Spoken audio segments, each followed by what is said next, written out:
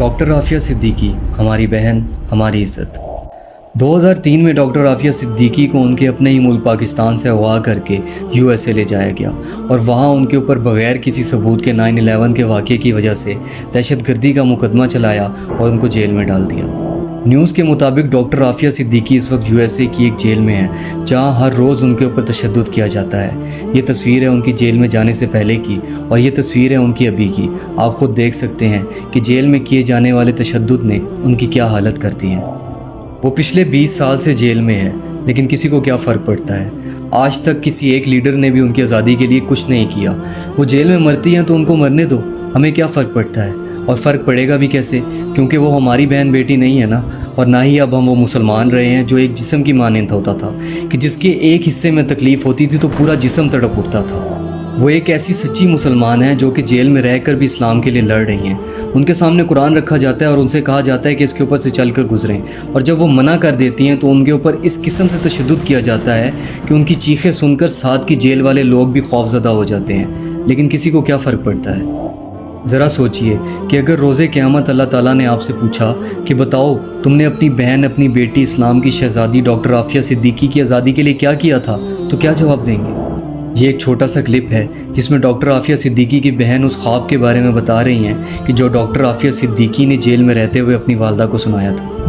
میں اپنی والدہ کے ساتھ عافیہ کی آخری گفتگو، عافیہ نے اپنا ایک خواب سنایا امی سے اس نے کہا یہ آخری فون کال ہے جو ہمارے عافیہ سے ہوئی ہے، اس کے بعد عافیہ سے ہماری بات نہیں ہوئی ہے۔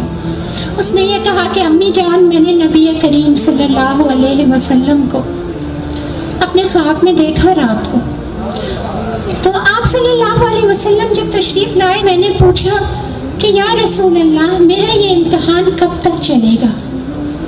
تو آپ صلی اللہ علیہ وسلم مسکرا دیے اور انہوں نے میرے سر پہ ہاتھ پھیرا اور انہوں نے کہا بیٹی تمہارے امتحان نہیں ہے، یہ تمہارا تو کب کا ختم ہو گیا۔ تو عافیہ کہہ رہی ہے میں نے ایک دم سے پوچھا کہ یا رسول اللہ پھر میں یہاں کیوں بند ہوں صلی اللہ علیہ وسلم؟ تو آپ صلی اللہ علیہ وسلم کی آنکھیں نم ہو گئی، ان کے آنسو تھے آنکھوں میں اور آہستہ سے بولے، اور عافیہ رونے لگی تھی اس وقت اور بولی میں نے کیوں یہ سوال کر لیا، مگر آقا صلی اللہ علیہ وسلم کا جواب سن لیجئے جس سے ان کی آنکھوں میں آنسو تھے، اور وہ جواب یہ تھا کہ بیٹی یہ امت کا امتحان ہے، یہ امت کا امتحان ہے۔